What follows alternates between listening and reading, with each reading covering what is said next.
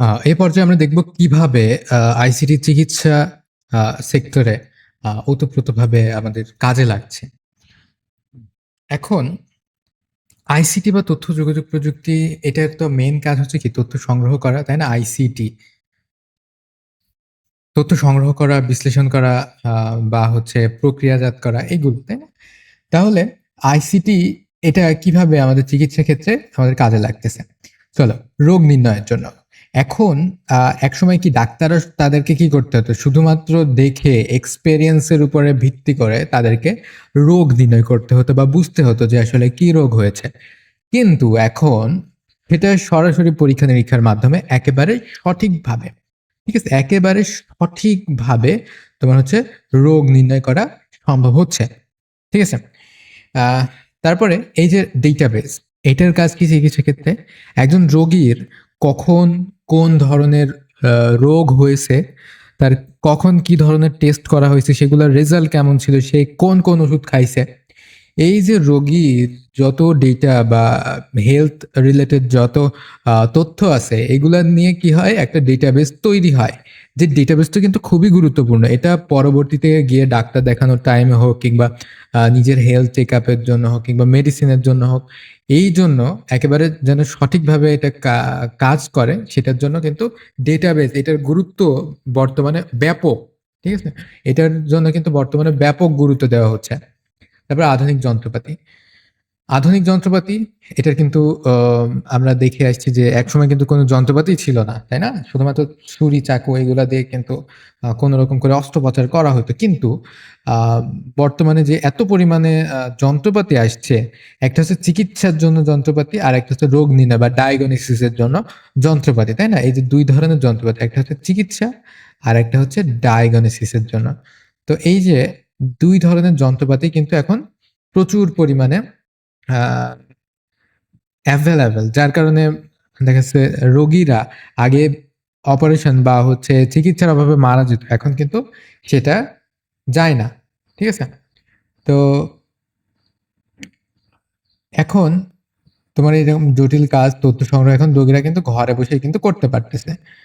তাই না? তারপরে দেখো টেলিমেডিসিন।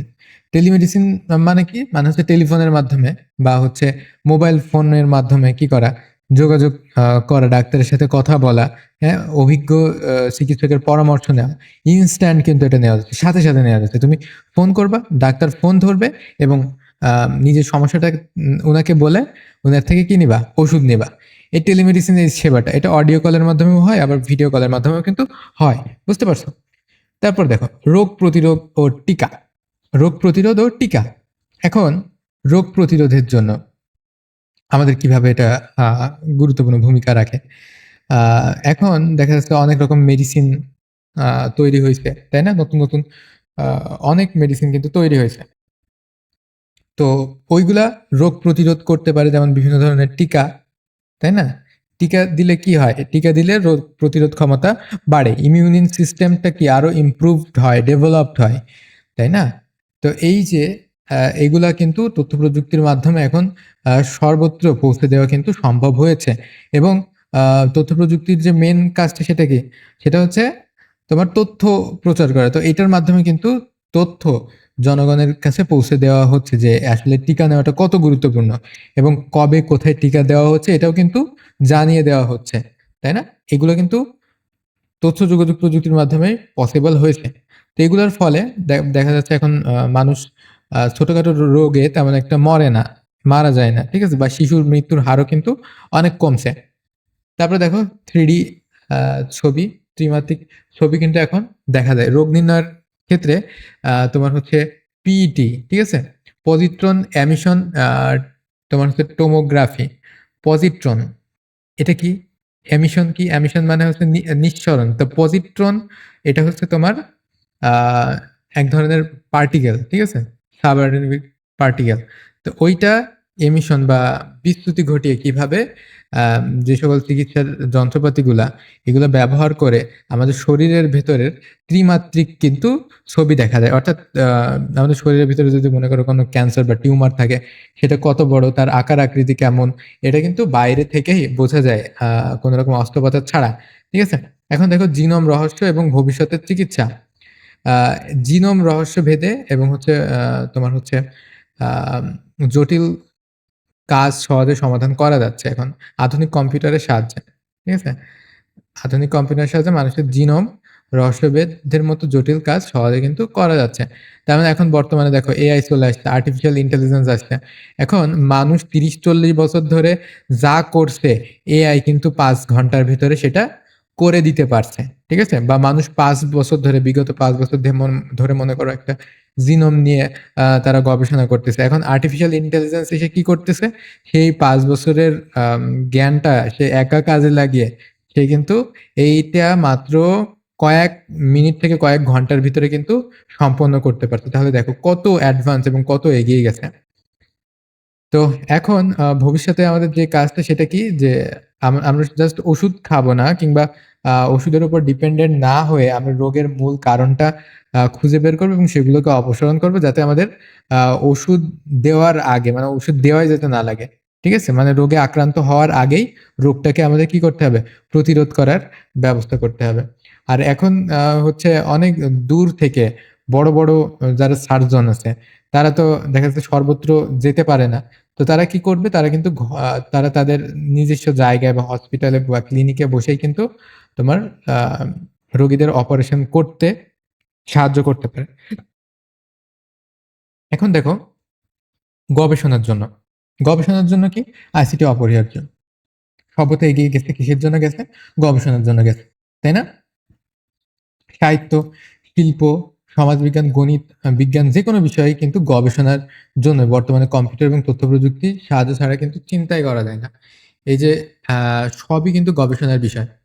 ঠিক আছে, তো এই যে গবেষণাটা, এটা কিন্তু এখন তথ্য প্রযুক্তি নির্ভর হয়ে গেছে আসলে। কিভাবে হইতে চলে আমরা দেখি। গবেষণার বিষয় আসলে দুইটা, একটা হচ্ছে তাত্ত্বিক, মানে থিওরিটিক্যাল গবেষণা, আর একটা হচ্ছে প্র্যাকটিক্যালি বা ব্যবহারিক গবেষণা। তাত্ত্বিক বা এই যে থিওরিটিক্যাল গুলা, এগুলা এমনিতেই জাস্ট বইয়ের পাতার জ্ঞান, আর ব্যবহারিক মানে হচ্ছে যেগুলো আমাদেরকে কি করে দেখতে হয়, এরকম কাজ। তো এখানে দেখো, তাত্ত্বিক গবেষণার ক্ষেত্রে গবেষকদের থিওরি নিয়ে ভাবতে হয় এবং তার তথ্য মিলিয়ে দেখতে হয়। গাণিতিক হিসাব ও ফাংশন গ্রাফ তৈরি করে দেওয়ার জন্য ওলফ্রাম আলফা এর মতো জ্ঞানভিত্তিক কম্পিউটেশনাল হচ্ছে ইঞ্জিন ব্যবহার করা হয়। তাহলে এখানে দেখো, আমরা যে সকল গাণিতিক অনেক গবেষণার বিষয় আছে কিন্তু, যেগুলো মানুষের ব্রেইনে এত পরিমাণ প্রেশার নেওয়া বা এত সময় ব্যয় করা বা ভুল ত্রুটি হওয়ার সম্ভাবনা কিন্তু সেখানে একটা থেকেই যায়। তো সেইগুলা থেকে পরিত্রাণ পাওয়ার জন্য কিন্তু আমরা আইসিটি ব্যবহার করি, এবং আইসিটির কি তোমার হচ্ছে ওলফ্রেম আলফা এর মতো অনেক ধরনের দেখা যাচ্ছে তোমার কম্পিউটেশনাল ইঞ্জিন কিন্তু আছে। ঠিক আছে, তারপর দেখো তথ্য প্রক্রিয়াকরণ মানে কি, ল্যাবরেটরিতে এক্সপেরিমেন্ট করার জন্য, করার পর প্রাপ্ত তথ্য কম্পিউটার দিয়ে প্রক্রিয়া করতে হয়। তো ল্যাবরেটরিতে এক্সপেরিমেন্ট করা হয়ে গেলে কি করতে হবে, সেই তথ্য দিয়ে মানে তথ্যটাকে যাচাই বাছাই করতে হবে। তো একটা ল্যাবরেটরিতে কোনো একটা পরীক্ষা করার পরে সেই পরীক্ষা থেকে আমরা কিছু না কিছু তো বুঝতে পারি, তাই না? তো যেগুলো আমরা বুঝতে পারি সেগুলোকে আমরা কি করব, আমরা নোট করব, এবং সেগুলো থেকে আহ, আমরা সেগুলোকে কি কাজে ব্যবহার করতে পারি সেগুলো কি অ্যানালাইসিস করব বা প্রক্রিয়াকরণ করব, তাই না? এতে গবেষকদের আগে যে কায়িক শ্রম দিতে হতো তা এখন কম্পিউটারই করে দেয়। ঠিক আছে, তো এখন আর তোমার হচ্ছে কষ্ট করে এগুলো করা লাগবে না, এগুলো তোমার কম্পিউটারেই করে দিবে। ঠিক আছে, আচ্ছা। তো তারপর দেখো, ব্যবহারিক যে গবেষণা, সেখানে কিন্তু অনেক যন্ত্রপাতি বা অটোমেশন রয়েছে। ঠিক আছে, অটোমেশন গুলা কি কি দেখো, মাইক্রো কন্ট্রোলার, তার মানে এই কন্ট্রোলার গুলো অনেক ক্ষুদ্র ক্ষুদ্র আকারের কন্ট্রোলার হয়।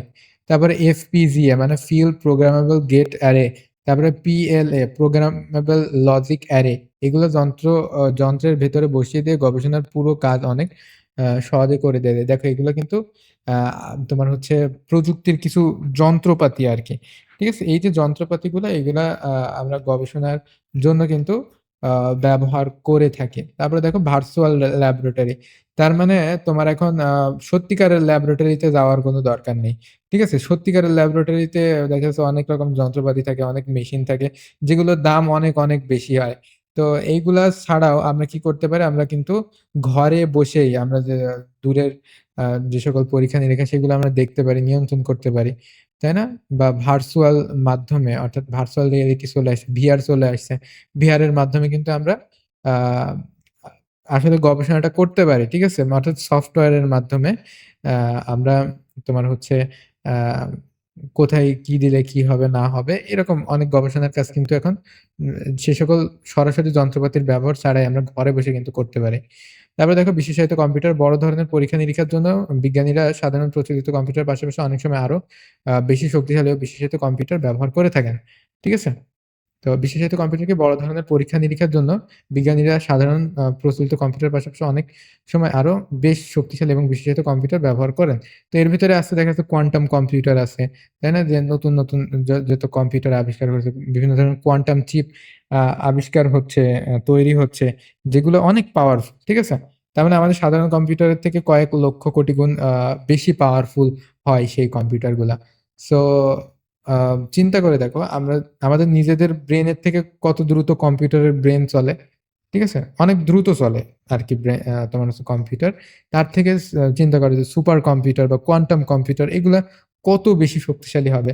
তো এগুলা রিসার্চ এর কাজে বা গবেষণার কাজে কিন্তু অনেক বেশি আ হেল্পফুল হয়েছে এবং যার ফলে আমরা যে সকল গবেষণা তোমার অনেক সময় লাগতো সেগুলো আমরা অল্প সময়ের ভিতরে করতে পারছি। আ তো এই যে চিকিৎসা ক্ষেত্রে আমরা যেটা দেখলাম যে একসময় দেখা যাচ্ছে এমন যন্ত্রপাতির খুবই অভাব ছিল। ডাক্তারের অভাব ছিল। তাই না? কিন্তু এখন বর্তমানে আইসিটির কল্যাণে আ যন্ত্রপাতির অভাব নেই। আর যেখানে ডাক্তার নেই সেখানে অবশ্যই কি টেলিফোন আছে যার মাধ্যমে টেলিমেডিসিন সেবা আ নেওয়া যাচ্ছে। তাই না? কিংবা যেখানে ভালো বড় দেখা যাচ্ছে ডক্টর নাই সেখানেও কিন্তু অপারেশন কিন্তু থেমে নাই। সেখানে অপারেশন তারা প্রত্যক্ষভাবে বা পরোক্ষভাবে কিন্তু অনেক দূরে বসে অপারেশনটা করতে পারছে। ঠিক আছে? আচ্ছা, দেখা যাচ্ছে ভিডিওর মাধ্যমে কিংবা তোমার হচ্ছে ভার্চুয়াল রিয়ালিটির মাধ্যমে এভাবে কিন্তু সম্ভব হচ্ছে। আ টেলিমেডিসিন সেবা নিয়ে তো বললামই। কত ডায়াল করতে হয়? 16263 মনে থাকবে? আচ্ছা। তো এখানে তোমরা একটু সবাই দেখে নিবা যে কিভাবে আ তোমার চিকিৎসা খাতে তথ্য যোগাযোগ প্রযুক্তি রোগ নির্ণয়ের ক্ষেত্রে যেমন আ হেল্পফুল হচ্ছে, তেমন কি আ রোগ নিরাময় বলো কিংবা আ চিকিৎসা অর্থাৎ সার্জারি বলো, এইসবেও কিন্তু প্রচুর পরিমাণে তোমার হচ্ছে আইসিটি ভূমিকা রাখছে। ঠিক আছে? তারপরে দেখো গবেষণার জন্য তো আমরা এখন বললামই যে শুধু আ বিজ্ঞান বলে না, তোমার শিল্প, সাহিত্য, প্রযুক্তি, বিজ্ঞান কত কিছু গবেষণার বিষয় আছে। ঠিক আছে? এখন বর্তমানে এইসব আ যেকোনো গবেষণার কথাই বলো না কেন, এগুলা কিন্তু কম্পিউটার বা ডিজিটাল ডিভাইস ছাড়া কম্পিউটারগুলো কিন্তু আ ত এর কথা তোমার কল্পনাই করা যায় না। আর আ এখানে দেখো একটা ওলফ্রাম আলফা নামে একটা ওয়েবসাইট বা তুমি এটা দেখতে পাচ্ছ। এটা হচ্ছে এটা কি করে? এটা দেখা যাচ্ছে বিভিন্ন গাণিতিক ইকুয়েশন কে চিত্রের মাধ্যমে প্রকাশ করতে পারে। ঠিক আছে? তো এই তো আ তোমার যে কল্পনা শক্তিকে আরো বেশি আ উন্নত করতে, ম্যাগনিফাইং করতে বা বিবর্ধিত করতে আ কিন্তু আমাদের এই যে আইসিটি আ এটার আম তোমার হচ্ছে ব্যবহার বা এটার গুরুত্ব অনেক। ঠিক আছে?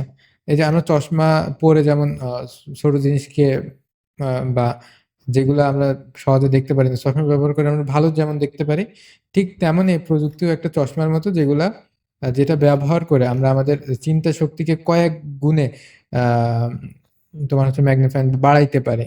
ঠিক আছে? কিংবা আমাদের গবেষণাকে কয়েক গুণে কিন্তু আমরা বাড়াইতে পারি। সো আ তথ্য যোগাযোগ প্রযুক্তি এটার গুরুত্ব যেমন অনেক বেশি, ঠিক তেমনই আমাদের লাইফে এগুলার ইমপ্যাক্ট বা এগুলার প্রভাবও কিন্তু অনেক বেশি এবং দিন সেটা বেড়েই চলেছে এবং আমরা কিন্তু আইসিটি ছাড়া কোনো কিছু কল্পনাই করতে পারি না। তো যাই হোক, আমাদের কিন্তু এই অধ্যায়টা মোটামুটিভাবে শেষ হয়ে গেছে। আশা করি এই অধ্যায়ের যত কনসেপ্ট সেগুলো তোমরা সম্পূর্ণভাবে ক্লিয়ার হতে পেরেছ।